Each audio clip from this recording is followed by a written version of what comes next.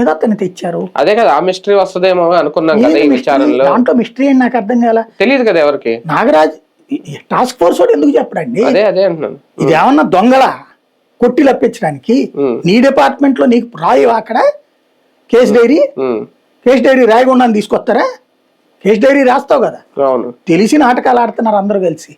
రాయడం ఏంటి, నోటీస్ కూడా ఇవ్వాలేమో కదా అరెస్ట్ చేసి బంధువులకు తీసుకుని వెళ్తారు. ఇవన్నీ లేకుండా ఎందుకు జరుగుతుంది? తెలుసు, అన్ని తెలియనట్టు నటిస్తున్నారు అంతే. కేసు డైరీ లేకుండా నోటీస్ లేకుండా నువ్వు అక్కడికి వెళ్ళవు. అక్కడికి వెళ్ళినప్పుడు మార్కాపురం వెళ్ళావంటే ఇక్కడ రాసుకుని ఒక ఇది తీసుకుని వెళ్తావు నువ్వు. ఇది సమన్స్ అన్నా తీసుకుని వెళ్తావు, లేదంటే గనక నీ దాంట్లో అధికారి దగ్గర నుంచి కాగితం రాయించుకుని వెళ్తావు నువ్వు అక్కడికి. లేకపోతే అక్కడ ఆపుతారు కదా.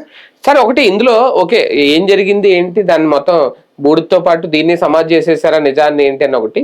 ఇందులో ఎవరికి రాజకీయ లబ్ధి, దీన్ని ఎందుకు రాజకీయ కోణంలో చూడాలి అసలు మామూలుగా అడుగుతారు. ఎవరు రాజకీయం చూడట్లేదు ఇందులో. జగన్ రాజకీయం చూడట్లేదు, చంద్రబాబు. ఇప్పుడు ఎవరు ఆయన నేను వెళ్ళారు క్రాంతి కుమార్ ఎవరు వాళ్ళ ఇంటికి వెళ్ళి పరామర్శించిన, వీళ్ళ తల్లిని కలిసిన, ఈ అబ్బాయి సాయికృష్ణ తల్లి కలిసిన, జగన్ కలవడం వల్ల రాజకీయం అయిందా?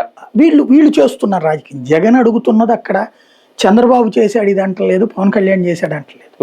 ఏమిటి అన్యాయం అంటున్నాడు, అంతే కదా. ఒక వ్యక్తికి ఉన్నటువంటి స్వేచ్ఛ